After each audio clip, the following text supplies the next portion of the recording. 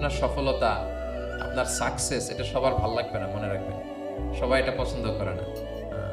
আল্লাহ আইনু হাক, নজর কিন্তু সত্য, নজর সত্য, নজরের প্রভাব আছে, চোখের প্রভাব আছে। এজন্য কারো ভালো কিছু দেখলে মাশা আল্লাহ বলবেন, আল্লাহর দিকে ফিরিয়ে দিবেন ওটার কল্যাণ। কি বলবেন? একটা সুন্দর ফুটফুটে বাচ্চা দেখলে মাশা আল্লাহ। কারো সফলতা দেখলে, কারো ফার্মে গেলেন, বাগানে যেয়ে দেখলেন ফল মূল ভর্তি, কি বলবেন? মাশা আল্লাহ, বিসমিল্লাহ মাশা আল্লাহ বললে এটাতে আর ক্ষতি হয় না।